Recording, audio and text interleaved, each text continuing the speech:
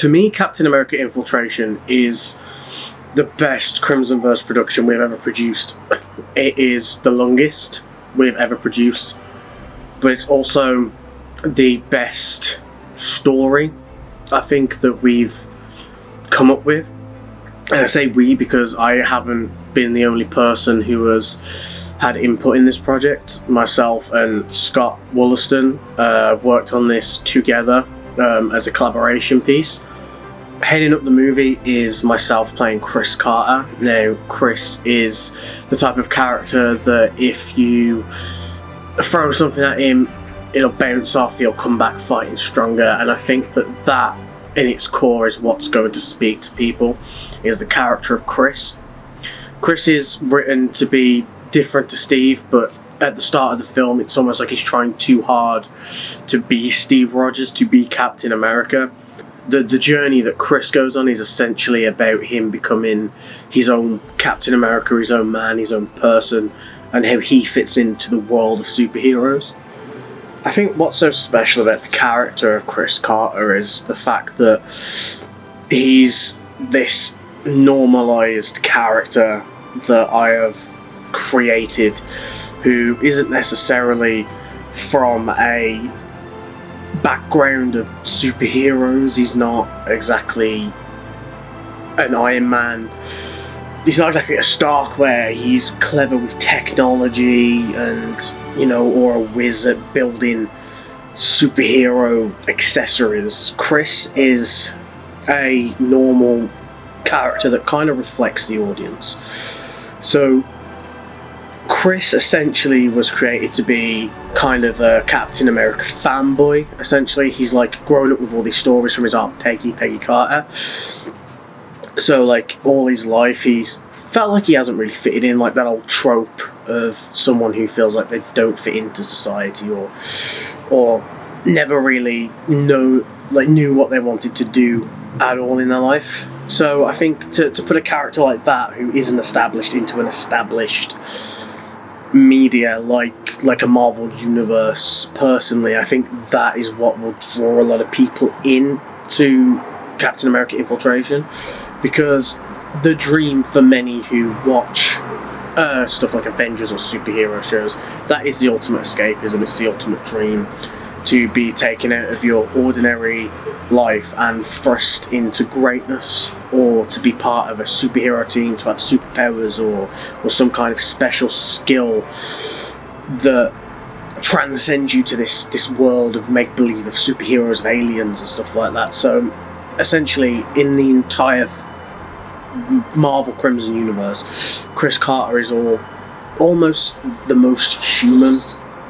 He's fallible, he's reckless, he knows what he has to do, but when we find Chris, it's almost like he's trying too hard to be Steve Rogers, whereas the story that Chris goes on, the journey he goes on, is about how to become his own hero. It's how to become his own Captain America, much like Sam in Falcon and Winter Soldier and Brave New World.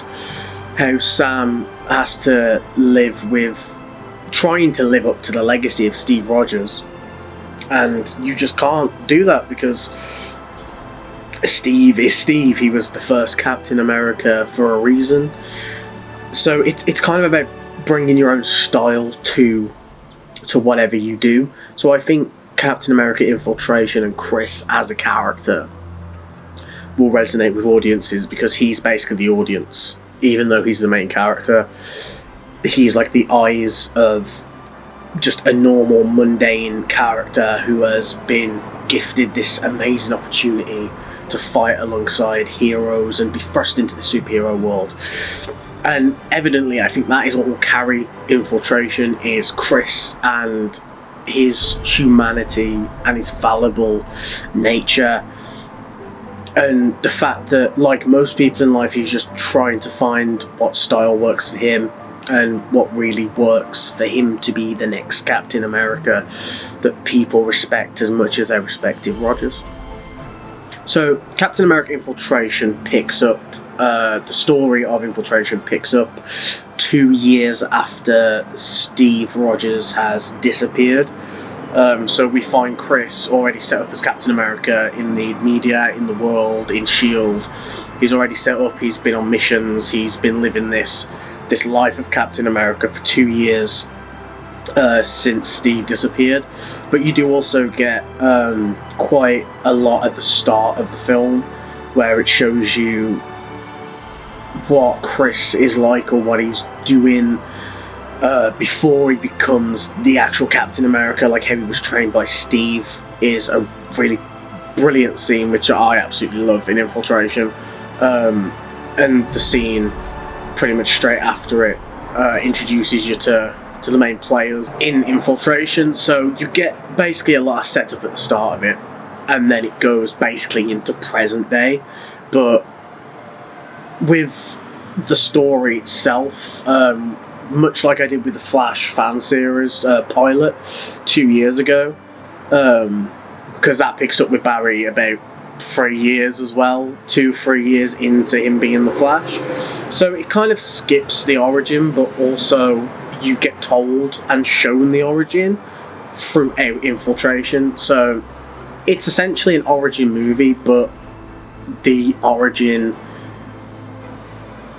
is essentially like breadcrumbed through it in a way. I can't say too much because it's going to spoil it almost, but the story of Infiltration is a story about I'd say betrayal, lies, deceit, and how someone with strong morals such as Chris deals with essentially being pushed around by S.H.I.E.L.D. and by the media, and how he has to work through that and kind of choose sides essentially.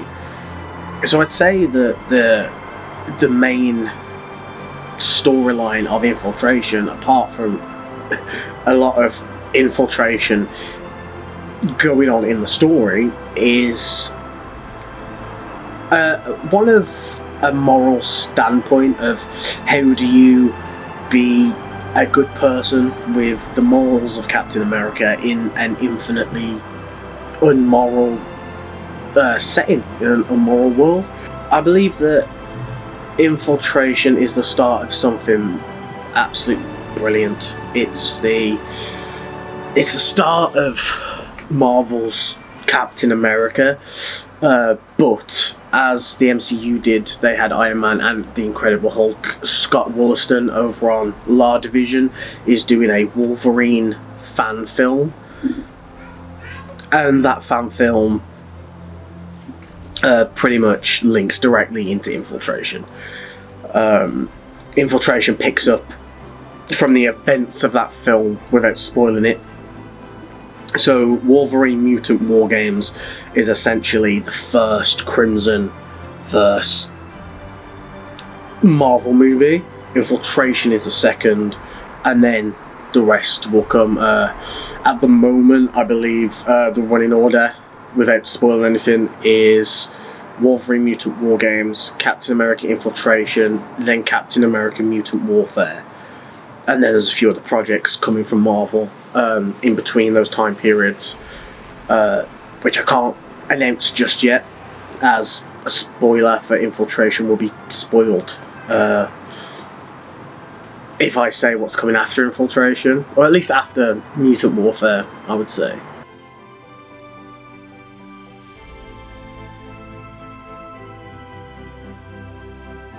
So, the timeline of Captain America Infiltration is essentially not linked to the MCU, however, it loosely mentions events that have happened in the MCU. Originally the continuity of Infiltration was going to pick up after the Winter Soldier and take a what-if direction. So, what if Hydra had been defeated in the Winter Soldier, and what if Chris Carter had been chosen along the Phase 2 timeline? But I quickly decided at the start of pre-production that that wasn't going to be the best way to go, because it would be too confusing for us and also limit us with who we wanted to cast as certain heroes if we want to bring more in. So the essential timeline of events is, I'd say, everything up until Avengers Assemble pretty much happened similar. Steve became Captain America. He was frozen. He was unfrozen in 2011. The Battle of New York happened in 2012. And then after that, like, eat your heart out. But I think the main things that did happen in this continuity is the Battle of New York. Tony Stark becomes Iron Man, and Cap was frozen and brought back to life in about 2011. So we pick up with Chris in 2025. However, in the story, he's been Captain America for about 2 years officially, but then we go to Chris probably being chosen about 2016, 2017, and then he trained with Steve all the way up until Steve's disappearance. You do get Chris Evans sound bites, I believe, if that's not a spoiler, in Infiltration. And also Hayley Atwell's Peggy Carter is seen in a photograph. So mainly people that we're not going to cast or like heroes we're not going to cast are pretty much the MCU heroes. Like Chris Evans is Steve Rogers, or Hayley Atwell is Peggy Carter, but people like, you know, Tony Stark, like, are they Robert Downey Jr.? Like, it's never stated, you just see the Iron Man armour essentially, so it's not linked to the MCU, although stuff does happen from the Marvel Cinematic Universe that also happens in the Infiltration timeline too.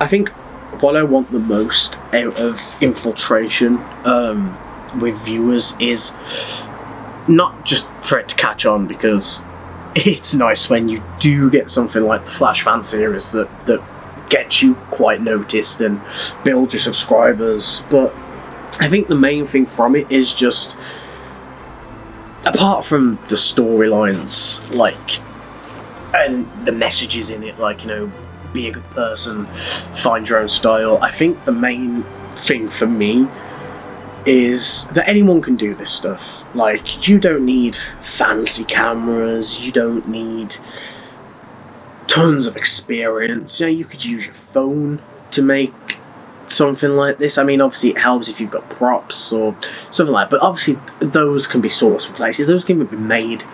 I personally think that, not my fan films, but other fan films out there that are slightly lower budget, that kind of do things and have to make things themselves, or have a smaller cast, I think that they are more what fan films should be.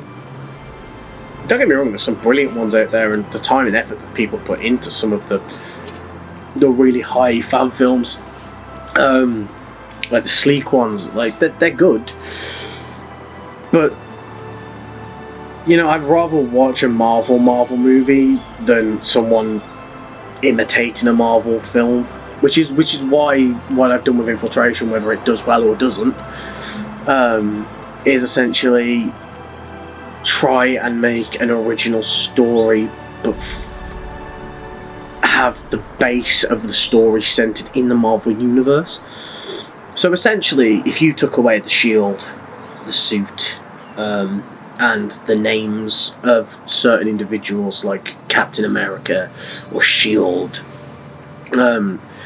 it's an original story on its own. I think Infiltration, essentially, to me, in my head, wasn't going to be a Captain America film. It was like an idea I was having in my head to be an original film, just at the back of my head, and then I was like, well, seeing as we do fan films on the channel, why don't we transpose an original character, an original story, and just twist it and merge it into an already established franchise, as I've said before. So the main thing I want people to get out of Infiltration is not views, it's not people to say, oh, this was amazing. Like, it's mainly just to show people that you can, if you have a story, you can tell that story. You don't need people on VFX or swings or studios. You know, if you have a Spider-Man story or a Captain America story that you want to tell, then you find a way to tell it that's within your means. I've always wanted to try and inspire other filmmakers into being able to do fan films or just films easy without worrying about what a film festival or what some highbrow official at a film festival says. Oh, sorry, but, you know, it's not good enough to make the cut. Yeah, screw that. You know, absolutely screw those people. YouTube or whatever streaming site or wherever you can upload and you have something to make, then you just do it. You put it out there. You don't need tons of people's appreciation of your work to say that you are proud of your work. It took me until 2023 to get a hit on YouTube, which was the Flash fan series, the pilot episode, which is on like over 6,000 views now. And that was originally meant to be a one-off, but I did a Doctor Who fan series from 2019 to 2023, and that, some of them barely got 100 views, or just over 100 views. And, you know, like, I was proud of that series. Yeah, I look back on it now and I think, oh my god, what is that at certain points? And some of it doesn't hold very good memories for me of making Doctor Who, but it took me until 2023 to have a hit with The Flash, which then allowed me to do pretty much 4 seasons of The Flash. I think, like, in total, I think Crimsonverse have made about 23, 24, don't quote me on that, episodes. So that's basically 3 series of The Flash and 2 episodes of Series 4, essentially make 1 CW series. So we've essentially made a CW series of The Flash, but that wouldn't have been possible if I hadn't have made mistakes or made a Doctor Who fan series that at points is very, very difficult to watch for production reasons and also personal reasons, but mainly just do it for you. And I think that is another factor of what Infiltration is about, is Chris finding how to be Captain America himself. Find your own style as a filmmaker. Find what makes you unique, not what people with Marvel and Disney budgets make. Make something that is authentically you. And that's the word you have to remember. If something isn't authentically you, then anyone could make it. Make something that is you. And I think that is the best way to come at Infiltration. Is it's authentically Crimsonverse, it's authentically us. It's not trying to be the Winter Soldier, it's not trying to be the first Avenger, it's not trying to be Avengers Endgame. It just is a story on its own.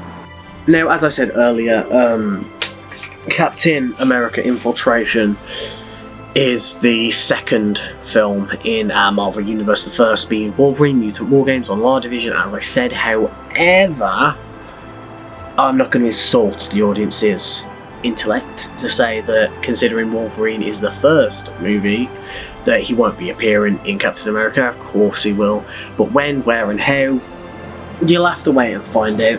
But considering Captain America 2 is called Captain America Mutant Warfare, and Wolverine's being established, yes, Deadpool and Wolverine moment will be coming. So you can get, I can't give any details of that out. There is like 4 drafts sitting on my computer, and with a final master copy, which will probably be done in the next few weeks for that film, because we're filming Infiltration and Warfare back to back. Essentially like we did with Flash seasons 1 to 3, but we're going to be taking our time. So Captain America Infiltration comes out June.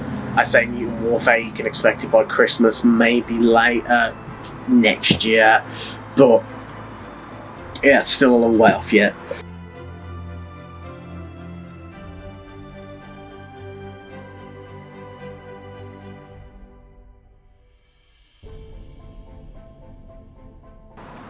See, I can't really say what my favourite scene is of Infiltration, because if I do say what it is, it could be a spoiler. However, one of my favourite moments of filming was at a pub called The Navigation in Langley, Albury, UK.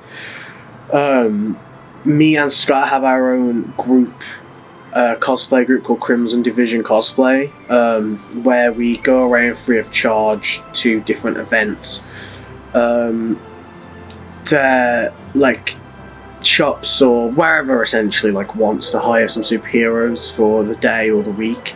We also do in a Briley Hill Market, Merry Hill, UK. By Merry Hill, UK. And the people who booked us for a Crimson Division event at the Navigation, Tracy and her husband, they were kind enough recently to let us film in the pub itself, in the Navigation, for Mutant WARGAMES and Infiltration too. That was a really fun day because we've got the actor Carl Sanders, who's playing Whitehall, made a bit of a stir at the Navigation, and it was so fun. So many laughs people got out of his character, and that's another thing we'll discuss in a minute about characters and Infiltration. But my favourite moment so far of filming Infiltration is definitely filming at the Navigation. It was brilliant. There was a shot that we got of CCTV footage where I was essentially holding the camera up in the air, pointed downwards towards Scott, and we actually filmed it in black and white, and the shot is one of my favourites I've ever done.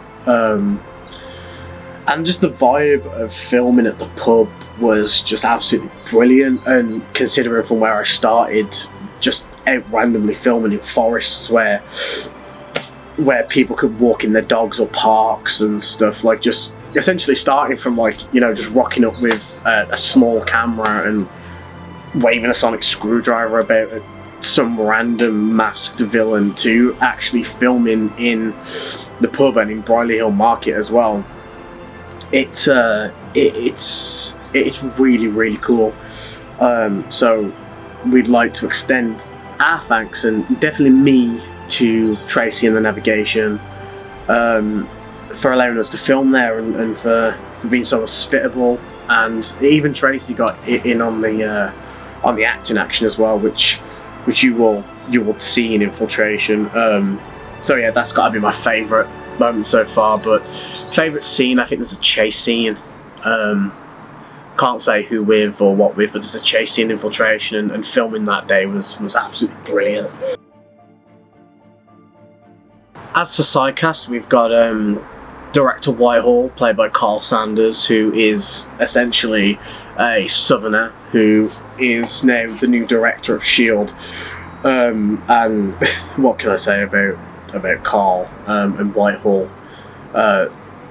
He first appeared as Detective Kavanagh in Green Arrow UK, and ever since has just been such a highlight of every project. The Southern accent is almost like McCoy from Star Trek, where he'll just drop out random sayings like "God damn it, Jim, I'm a doctor and not an engineer."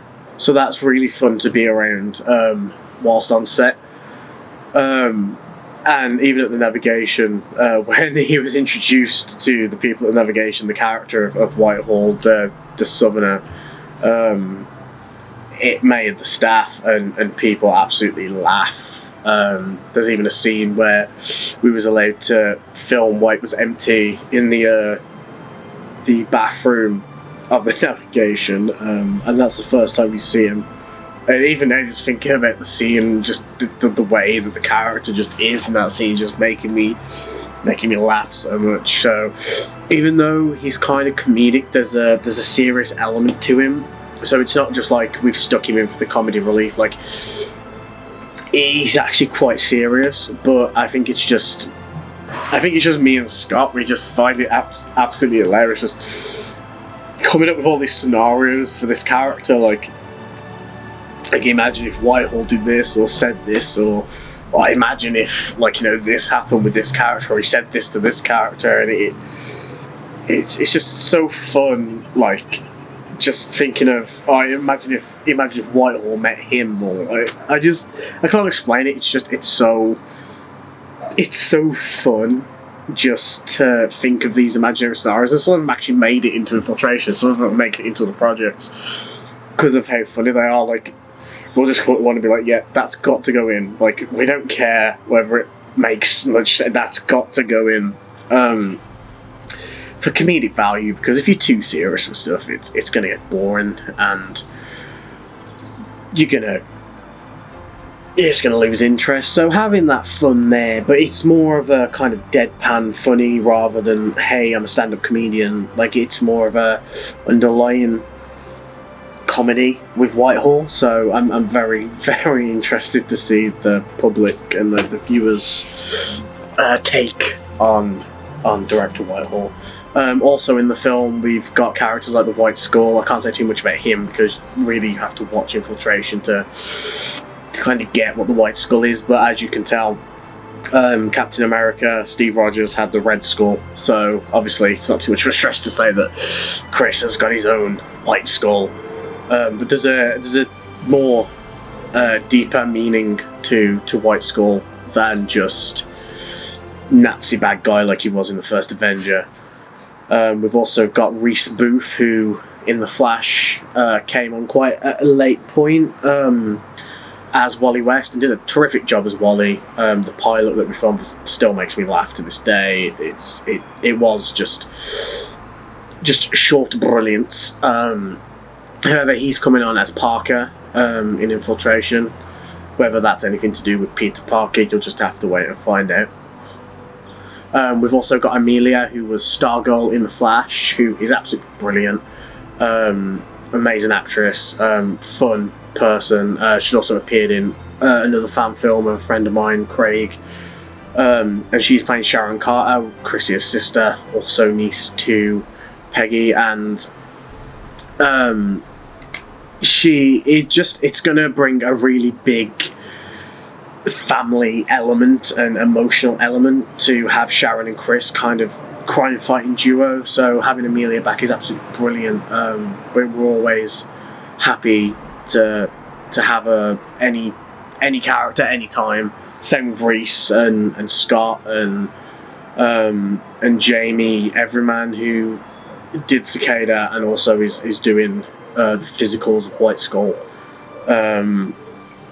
You've also got in Infiltration Scott Wollaston playing the Intruder. Obviously, it's not hard to guess. Wolverine fan film. Scott's in Infiltration. It's not hard to guess, but he's labelled as the Intruder. So you've got Whitehall, Sharon, and White Skull, and Parker. However, we also have a guest spot from one of my favourite people, Jonathan Ferrero, ENSFERRERO. He started out doing our live reactions for the Flash series, and ever since we've kind of become quite close, good friends. And I was wondering who to pick him for to play in the Marvel Universe, and all of a sudden it just came Reed Richards. So we've got Chris Carter, Captain America, director Whitehall, Sharon Carter, we've got White Skull, we've got a few Hydra goons, Reed Richards, Parker, and of course we've got Christian, who is coming on board for Mutant Warfare and other projects. He will first appear in the post-credit sequence of Infiltration as a character I cannot say who he is, because trust me, you do not want that spoiled.